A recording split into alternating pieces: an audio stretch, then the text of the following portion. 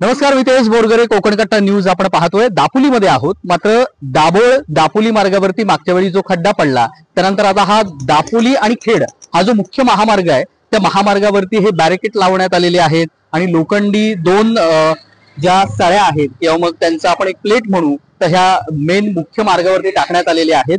आणि ते टाकल्यामुळं इथे पार्किंगची व्यवस्था पण काही गाड्यांनी केलेली आहे. म्हणजे जे आपण इथे पाहतोय सोबतच हे लोखंडी प्लेट आहेत आणि अगदी दापोली आणि खेड असं हे मुख्य महामार्ग आहे.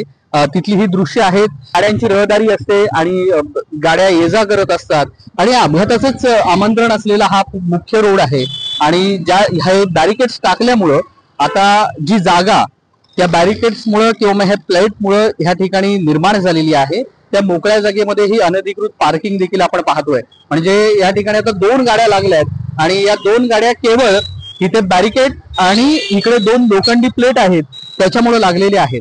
म्हणजे मुळात इकडे वाहतूक कोंडी होते, लोकांना नागरिकांना समस्या अनेक सहन कराव्या लागतात आणि त्याच्यातून ही काही नवीन पार्किंगची जागा जी दापोलीच्या मुख्य रोडवरती निर्माण झाली आहे ती आपण पाहतोय.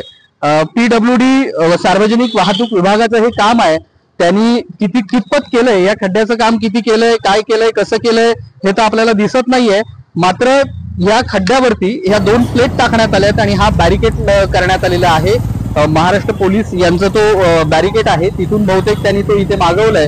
मात्र हे योग्य नाहीये कारण मुख्य महामार्ग आहे आणि अशा ठिकाणी हे बॅरिकेड लावणं आणि पुन्हा या सगळ्या साईडच्या जागांवरती अनधिकृत पार्किंग उभं करणं, तर मला वाटतं या संबंधित अधिकाऱ्याने आणि संबंधित विभागानं या सगळ्या प्रश्नावरती गांभीर्याने लक्ष देणं गरजेचं आहे. आणि कदाचित रात्री अपरात्री या ठिकाणी या खड्ड्यांमुळे, या बॅरिकेडमुळे आणि ह्या प्लेटमुळे अपघात होण्याची दाट शक्यता आहे.